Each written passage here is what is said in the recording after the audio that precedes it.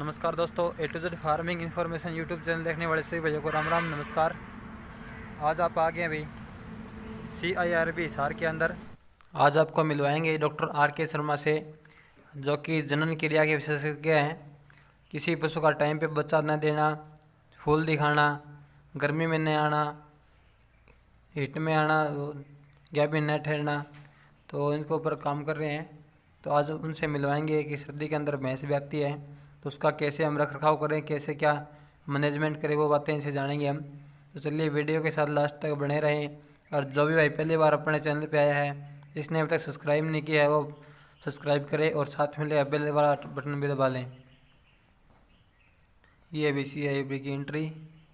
और यहाँ पे जो युवराज और एक रानी भैंस है लक्ष्मी डेयरी फार्म की, उनकी जो प्रतिमा लगाई गई है, जिस टाइम पे ये फर्स्ट आई होगी।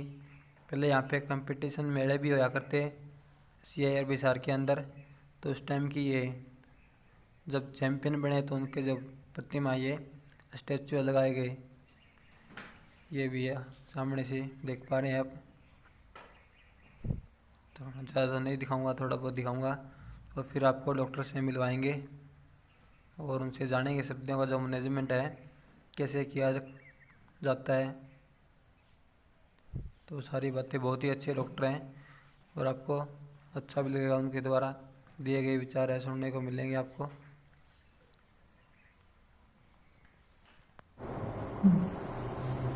किसान भाइयों, राम राम। केंद्रीय भैंस अनुसंधान संस्थान हिसार से मैं डॉक्टर RK शर्मा, पशु जनन के बारे में विशेषज्ञ हूं। आजकल बड़ा ही ठंडा मौसम चल रहा है और इस समय जो टेम्परेचर है वो लगभग 4-5 डिग्री सेंटीग्रेड के पास तक पहुंच गया है। तो भैंसों के बारे में आज हम कि ब्याई हुई भैंसों की देखभाल किस तरह से करें, इसके बारे में चर्चा करेंगे। आमतौर पर यह माना जाता है कि भैंस ठंडा मौसम पसंद करती है, लेकिन यह बात भी सच है कि भैंस को ठंड भी ज्यादा लगती है और भैंस को गर्मी भी ज्यादा लगती है। इसका कारण यह है कि भैंस की जो खाल है, वो जो त्वचा है, वो काले रंग की होती है और उसकी इस त्वचा पर बाल भी बहुत कम होते हैं। इसी वजह से भैंस को ठंड भी ज्यादा लगती है गाय के मुकाबले और गर्मी भी ज्यादा लगती है। और यही कारण है कि भैंस के पाड़ा पाड़ी जो कटड़ा कटड़ी हैं, वो भी इस मौसम में, खास तौर पर जो 6 महीने से कम के होते हैं, वो सबसे ज्यादा जाड़े के मौसम में ही मरते हैं। तो ये जरूरी है कि इस मौसम में भैंसों को और उनके पाड़ा पाड़ी को ठंड के मौसम से बचा कर रखा जाए। एक बात और है कि इस मौसम में हम क्या चाहते हैं भैंस से, वो है ज्यादा दूध और अगले बच्चे की तैयारी। और वो जो ज्यादा दूध है वो कैसे मिलेगा, उसके लिए भैंस का अच्छा खान पान होना जरूरी है। और अगले बच्चे की तैयारी के लिए यह भी जरूरी है कि भैंस की हम अच्छे से जनन के बारे में जो देखभाल है उसको करें। तो जो सबसे ज्यादा समस्या है वो ये है कि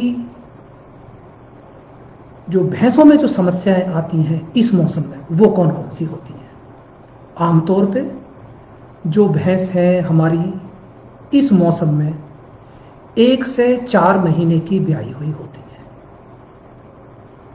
और उनमें जो समस्याएं आती हैं वो होती हैं कि डॉक्टर साहब, भैंस ने मैला नहीं गिराया है, भैंस की बच्चेदानी से मवाद निकल रही है, वो दूध कम दे रही है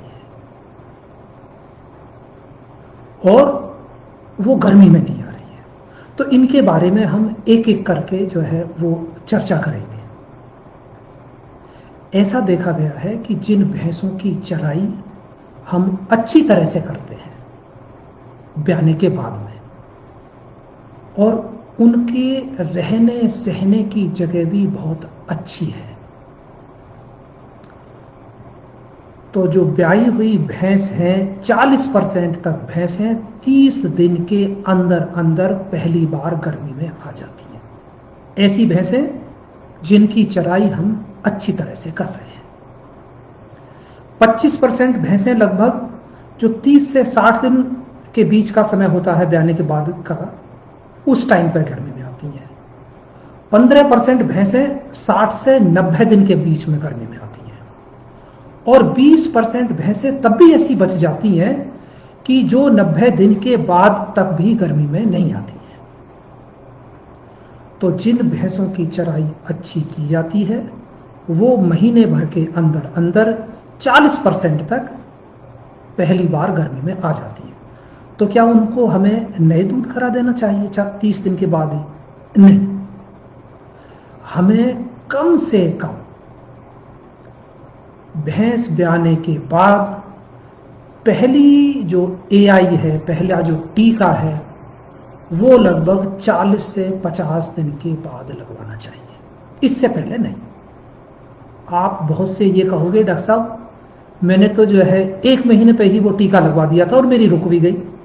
हो सकता है रुक जाए, लेकिन इतनी जल्दी नए दूध कराना ना भैंस के लिए अच्छा है, ना अगले आने वाले बच्चे के लिए अच्छा है, और ज़्यादा दूध देने के लिए भी अच्छा नहीं है। तो आप कम से कम 15-20 दिन और रुको, और तब पहली बार जब वो गर्मी में आए, यानी कि 40-50 दिन के बाद, तभी आप उसको पहली बार नए दूध कराओ। तो इसके लिए ये भी जरूरी है कि भैंस की जो चराई है वो हम अच्छी तरह से करें। यदि चराई अच्छी नहीं होगी तो भैंस का दूध भी घट जाएगा और वो नए दूध भी नहीं हो पाएगी। तो हमें ऐसा जो है क्या जुगत करना चाहिए जो समस्याएं हैं उनके बारे में। तो सबसे पहले कि डॉक्टर साहब भैंस ने मैला नहीं गिराया है। भैंस यदि मैला नहीं गिराती है तो आम तौर पर उसकी बच्चेदानी में मवाद बढ़ जाती है। बहुत सी भैंसों में क्या होता है कि मैला नहीं गिराती और वो जो मैला है वो शरीर के अंदर ही सारा का सारा सोख लिया जाता है, और आप उसको फिर ये कहो कि मैंने डॉक्टर साहब बहुत सारी दवाइयां खिलाई और उसने मैला तब भी नहीं गिराया इस वजह से नहीं, क्योंकि वो जो शरीर है, शरीर के अंदर की ऐसी प्रक्रिया होती है कि कुछ भैंसों में 10-15% भैंसों में वो जो मैला है शरीर के अंदर ही सोख लिया जाता है और उसके अंदर कुछ नहीं बचता है। लेकिन यदि उसकी बच्चेदानी से गंदगी आ रही है, बदबूदार डिस्चार्ज आ रहा है, तब जरूर है कि उसने मैला नहीं गिराया। और जिन भैंसों ने मैला नहीं गिराया है उनको आपको ज्यादा चिंतित होने की जरूरत भी नहीं है, क्योंकि वहां पे वो मैला है ही नहीं। आप कोई भी दवाई खिलाओगे कुछ नहीं निकल के आएगा, क्योंकि वहां पे कुछ है ही नहीं। तो अब ये बात आती है कि कुछ जो भैंसें गंदगी गिरा रही हैं उनका हम क्या करें। तो उनके लिए जो पशु चिकित्सक हैं उनको जो है आप एक बार अपनी भैंस को जरूर दिखा लें। वो डॉक्टर जो है बच्चेदानी में 3 से 5 दिन दवाई रखेंगे, और वो जो भैंस है 3 से 5 दिन के बाद में दवाई रखने के बाद में आमतौर पे ठीक हो जाती है। इससे उसका दूध भी बढ़ जाता है। तो जो भैंसें बच्चेदानी से गंदगी गिरा रही हैं उनके लिए दवाई रखवानी जरूरी है। फिर बहुत से कहते हैं कि डॉक्टर साहब मेरी भैंस ब्याने के बाद में चारा कम खाती है और दूध भी कम दे रही है। तो ऐसी भैंसें आमतौर पे उन भैंसों में कैल्शियम की कमी होती है। कैल्शियम की कमी के कारण उनका जो डाइजेस्टिव सिस्टम है वो भी थोड़ा सा धीमा पड़ जाता है और उनका दूध भी कम हो जाता है। तो ये बहुत ज़रूरी है कि आप उन भैंसों को जो मिनरल मिक्सचर है वो जरूर खिलाएं। इससे भैंस का दूध भी बढ़ेगा, उसकी भूख भी बढ़ेगी और जो बच्चेदानी है कैल्शियम के कारण उसमें संकुचन बढ़ेंगे, जिससे कि उसकी जो बच्चेदानी है अगले ब्यात के लिए जल्दी तैयार हो जाएगी। तो अब ये बात आती है कि हमें कैल्शियम की जो मिनरल मिक्सचर है वो कितना खिलाना चाहिए। आमतौर पे हम ये कहते हैं कि 50 से 60 ग्राम। तो जो भैंसें लगभग 5 किलो तक दूध दे रही हैं उनके लिए 50 ग्राम मिनरल मिक्सचर काफी है। जो लगभग 10 किलो दे रही हैं दूध उनके लिए लगभग 100 ग्राम। जो लगभग 15 किलो दूध दे रही हैं उनके लिए 150 ग्राम और जो लगभग 20 किलो तक दूध दे रही हैं उनके लिए लगभग 200 ग्राम तक मिनरल मिक्सचर आप जो है दे सकते हो। एक और है कि जो भैंसें थोड़ा सा कम दूध दे रही हैं उनकी भूख बढ़ाने के लिए हम रोजाना लगभग 250 ग्राम के लगभग गुड़ भी हम खिला सकते हैं। ये भैंस की भूख को भी बढ़ाता है और ये दूध को भी बढ़ाता है। इसके अलावा जो ब्याई हुई भैंसें हैं उनमें हम लगभग 100 ग्राम के लगभग रोजाना जो मेथी है या तो शाम को भिगो दी और थोड़ा सा जो है उसको सुबह को खिला दिया, या मेथी का जो है थोड़ा सा दरदरा करके पाउडर बना लिया और उसको भी हम लगभग रोजाना 100 ग्राम के लगभग खिला सकते हैं। इससे जो भैंस की जो बच्चेदानी है उसमें जो है संकुचन ज़्यादा होते हैं। मेथी खिलाने से पशु की भूख भी बढ़ती है, पशु की बच्चेदानी जल्दी जो है वो अगले बच्चे के लिए तैयार हो जाती है। और मेथी में कुछ ऐसे भी गुण होते हैं कि जो भैंस की जो सेहत है उसको भी बढ़ाती है। तो आप जो है यदि आपके पास में संभव हो सके तो भैंस को लगभग 100 ग्राम मेथी का पाउडर भी आप रोजाना खिला सकते हो। एक ये आती है कि डॉक्टर साहब मेरी भैंस दूध तो बहुत अच्छा देती है लेकिन ब्याने के बाद में उसकी सेहत जो है बहुत कमजोर हो गई है। तो हम ये मान के चल रहे हैं कि आप उस भैंस को एक अच्छा संतुलित आहार नहीं दे रहे। भैंस ब्याने के बाद में 3-4 दिन बाद उसका वजन नोट करो और 1 महीने में उसका वजन लगभग 40-50 किलो से ज्यादा कम हो जाए तो ये ठीक नहीं है। इसका मतलब ये हुआ कि आप भैंस से दूध तो ले रहे हो लेकिन उसे आप जो दाना खिलाना चाहिए, चारा दाना खिलाना चाहिए, वो उसको एक संतुलित नहीं खिला रहे। भैंस को लगभग हर 2 किलो दूध पे 1 किलो दाना देना बहुत जरूरी है। इस दाने से उसकी सेहत भी ठीक रहती है, वो जल्दी गर्मी में आती है और उसका दूध भी बढ़ता है। इससे कम जो है आप यदि उसको दाना जो है खिलाओगे तो वो अपने शरीर को काट के, क्योंकि जो दुधारू भैंसें हैं वो अपने शरीर को काट के दूध बनाने लगती है और जिसकी वजह से उसका दूध जो है कम होने लगता है और सेहत भी कम होने लगती है। तो भैंस को आप जो है जो संतुलित आहार है वो आप जरूर खिलाते रहो। फिर जो एक समस्या आती है कि डॉक्टर साहब मेरी भैंस को जो है गर्मी में नहीं आ रही है, 60 दिन से ऊपर हो गए हैं लेकिन अभी तक गर्मी में नहीं आई है। तो आमतौर पर हमने ये देखा है कि किसान भाई जो भैंस में गर्मियों के जो लक्षण हैं वो गाय की तरह देखते हैं कि जैसे गाय अच्छी तरह से चलाती है। आमतौर पे भैंस में जो गर्मी के लक्षण हैं वो बहुत हल्के होते हैं।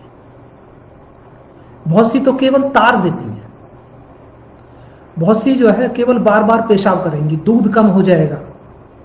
थोड़ा सा कुछ भैंसें ऐसी है कि पूंछ ऊपर उठा के रखेंगी। तो और ये भी जो सारे लक्षण हैं वो बहुत ही हल्के होते हैं भैंस में, और इनको हम कहते हैं डॉक्टर साहब भैंस खुल के गर्मी में नहीं आ रही। भाई यदि भैंस गर्मी में आ रही है वो खुल के गर्मी में आती है या अच्छा बोल के गर्मी में आती है, इसमें कोई फर्क वाली बात नहीं है। उसको आपको नए दूध करा देना चाहिए। जो भैंसें खुलकर गर्मी में आती हैं और जो भैंसें चुप गर्मी में आती हैं, उन दोनों को हम यदि उनकी ब्रीडिंग कराएं, नए दूध कराएं, उनके कंसेप्शन रेट में, उनके रुकने में कोई अंतर नहीं होता है दोनों के में। दोनों में कंसेप्शन रेट बिल्कुल बराबर ही होता है। और हम ये सोच के रहते हैं कि ये गर्मी में नहीं आई है। बहुत से कहते हैं डॉक्टर साहब पिछले ब्यात में तो ये अच्छी तरह से जो है खुल के गर्मी में रैंक के हुई थी, इस बार नहीं रैंक रही, तार जरूर देती है। तो कोई जरूरी नहीं कि पिछले ब्यात में वो जो है रैंक के हुई थी तो इस बार भी वो रैंक ही होगी, नहीं, तो वो बदल सकता है। तो इसको आप जो है ज्यादा इंतजार नहीं करें। यदि आपकी भैंस ब्याने के बाद में 50-60 दिन की हो गई है तो उसको आप जो है, और गर्मी में आ रही है, नए दूध करा लें। अब फिर बात यह आती है कि उसको लगभग ब्याने के बाद में 3 महीने से भी ऊपर हो गए हैं, 4 महीने हो गए, 5 महीने हो गए, गर्मी में नहीं आई, तो सबसे पहले ये जरूरी है कि आप उस भैंस को जो है डॉक्टर से चेक करा लें। हम 5 बात कहते हैं कि जो भैंस गर्मी में नहीं आ रही है, भाई डॉक्टर से चेक करा लो सबसे पहले। फिर क्या आप उसको संतुलित आहार खिला रहे हो? क्या आप उसको जो है जो खनिज लवण मिश्रण है, मिनरल मिक्सचर है, वो दे रहे हैं या नहीं दे रहे? भैंस ब्याने के बाद में ज्यादा कमजोर तो नहीं हो गई है? आप उसको थोड़ा सा जो है डीवर्मिंग की दवाई दे सकते हो एक बार। तो आम तौर पे ये हम छोटी छोटी जो है सलाह किसान को देते हैं। और इनके बाद में भी यदि भैंस आपकी जो है गर्मी में नहीं आ रही है तो आप एक बार डॉक्टर से चेक करा लें, और वो उसको चेक करके जो उचित होता है, जो दवाई है, वो उसको जो है भैंस को लगा देते हैं। तो आप जो है सर्दियों के मौसम में भैंसों को जो है, जो उनकी ब्रीडिंग है, सर्दियों के मौसम में ही भैंस की ब्रीडिंग सबसे अच्छी होती है। इसी मौसम में भैंस सबसे ज्यादा गाभन रुकती है। और यदि भैंस ब्याने के बाद में रुकने के लिए या गर्मी में आने के लिए ज्यादा टाइम लेती है तो उसका जो अगला बच्चा है वो भी ज्यादा टाइम बाद ही आपको मिलेगा। यदि 100 दिन बाद वो भैंस आपकी रुकी और गर्मी में आई तो अगला बच्चा आपको लगभग 400 दिन में मिलेगा। यदि वो 200 दिन बाद गर्मी में आई तो अगला बच्चा आपको लगभग 500 दिन में मिलेगा। यदि वो 300 दिन गर्मी में आई, 300 दिन बाद ब्याने के, तो अगला बच्चा आपको लगभग 600 दिन बाद मिलेगा। तो सबसे जरूरी ये है कि आप अपनी भैंस को ब्याने के बाद में जितनी जल्दी हो सके, 40 दिन से पहले नहीं, लेकिन 40 दिन के बाद में हम सबसे अच्छा ये मानते हैं कि 60 दिन पे वो जो है 60 दिन के आसपास वो नए दूध हो जाए और रुक जाए, जिससे कि अगला बच्चा हमें लगभग 1 साल में मिल जाता है। तो ये जरूरी है भैंसों में कि आप अपनी भैंस को जो है इतना जो है अच्छा एक खान पान रखें, उसका जो है जहाँ पे उसको आप बांधते हो वो ऐसी जगह हो कि जहाँ पे उसे आराम मिले। तो ये अच्छा खान पान और अच्छा मौसम, अच्छा बढ़, ये जो है सबसे ज़्यादा जरूरी है भैंस को जो है रुकने के लिए। अब कुछ लोग कहते हैं कि डॉक्टर साहब मेरी भैंस ब्याने के बाद में बहुत ही सूखा गोबर कर रही है, काले रंग का गोबर करती है, और दिन में पूरी 1 बार गोबर करती है, 1 बार 2 बार, और बिल्कुल काले रंग का सूखा। ऐसा भी कभी कभी होता है। ये जो है एक समस्या होती है कि भैंस के 4 पेट होते हैं, तो उसका एक पेट जो है दूसरे पेट के नीचे आ जाता है, और जो बड़ा पेट है, जो रूमन है, वो जो छोटा पेट है उसके ऊपर दबाव डालता है, जिससे कि आप उसको जो है उसका जो गोबर है वो आगे की तरफ जो है नहीं निकल पाता है। आप उसको बहुत सारी दवाई खिलाते हो, आप उसको लिक्विड पैराफिन तेल पिलाएंगे, और एक जो है मैग्नीशियम सल्फेट होता है उसको भी आप देते हैं, लेकिन उस कुछ नहीं होता, आप सब वो जो है भैंस पी जाती है। तो उसका कारण मुख्य रूप से यही होता है कि जो उसका जो पेट है वो एक दब गया है बड़े पेट के नीचे, तो और इसका एक जो है डॉक्टरी इलाज ही है। तो इसके लिए आप जो है डॉक्टर से जो है आपको वो संपर्क करना पड़ेगा जो है। बहुत से किसान भाई ये कहते हैं कि डॉक्टर साहब, मेरी भैंस लगभग 10 दिन पहले मैंने गर्मी में जो है आई थी और मैंने उसको नए दूध करा लिया, लेकिन फिर से वो जो है 10 दिन बाद फिर गर्मी में आ गई है, अब मुझे क्या करना चाहिए? ऐसा हो सकता है। कुछ भैंसें तो वास्तव में जो है पहली बार गर्मी में आने के बाद में दूसरी बार लगभग 10 दिन बाद गर्मी में फिर से आ जाती है। आमतौर पे भैंस लगभग 21 दिन बाद जो है गर्मी में आती है, एक गर्मी में निकलने के बाद में। लेकिन कभी कभी जो भैंस पहली बार गर्मी में आती है तो उनकी जो पहली साइकिल है वो थोड़ी छोटी हो जाती है और इस वजह से वो लगभग 10वें दिन के आसपास फिर से गर्मी में आ जाती है। तो आप एक बार भैंस को अपनी को डॉक्टर से चेक करा लो। यदि वो गर्मी में है तो उसकी दोबारा कर एआई करवा दो। तो वो डॉक्टर क्या चेक करते हैं? बच्चेदानी को वो चेक करते हैं कि हाँ अच्छा डिस्चार्ज है और बच्चेदानी में अच्छी टोन है, वो अंदर से कड़क हो रही है। तो इसका मतलब ये है कि भैंस जो है वो दोबारा कर गर्मी में आ रही है और ऐसी भैंसों को जो है दोबारा कर गर्मी में आने पर नए दूध करा लेने चाहिए। तो एक ये है कि आजकल जैसे ठंडा मौसम चल रहा है तो भैंस को जो आप जो चारा खिलाते हो, खास तौर पे ज़्यादा सुबह सुबह जो है चारा काट के मत लाओ, क्योंकि वो थोड़ा सा गीला होता है और ओस से भीगा हुआ होता है। तो आप उस चारे को थोड़ा सा सूख जाने दो, लगभग शाम के टाइम पे चारा काटो ताकि जो है वो ओस जो है सूख जाए। और सबसे ज़्यादा जो कम टेम्परेचर होता है वो लगभग 5 से 8 बजे के बीच होता है सुबह सुबह। तो उस टाइम पे भैंस को जो है बाहर मत निकालो, एक पेड़ के नीचे मत बांधो जो है सुबह सुबह, क्योंकि वो पेड़ जो है उसकी वजह से टपकता रहता है और भैंस जो है भीग जाती है। तो ये थोड़ी सी आप जो है वो सावधानी रखो। तो किसान भाइयों, हमें जो है जो ब्याई हुई भैंस है हम उनसे यही उम्मीद करते हैं वो ज़्यादा दूध दें और जो अगला जो आने वाला बच्चा है वो उसकी भी जल्दी से जल्दी तैयारी हो। यही हम उन भैंसों से चाहते हैं। और मैंने जो आपको ये बातें बताई हैं, इन बातों से आपको जो है इन पर यदि आप अमल करोगे तो निश्चित रूप से आपको जो है वो लाभ मिलेगा। धन्यवाद। तो आपको इनके द्वारा बताए गए विचार कैसे लगे कमेंट में ज़रूर बताएं। इन्होंने जो बताया कि दूध ज़्यादा उत्पादन कैसे लें, कैसे उनका रखरखाव करें, कैसे जो है हर साल बच्चा लें, तो सारी बातें इस वीडियो में क्लियर हुई आपकी। और ज़्यादा से ज़्यादा जो है कमेंट करें वीडियो के साथ। आपका वीडियो के साथ बने रहने के लिए धन्यवाद और चैनल को लाइक शेयर सब्सक्राइब ज़रूर करें। इसी तरह की अच्छी सी नॉलेजेबल वीडियो हम लेकर के आते रहते हैं आपके लिए।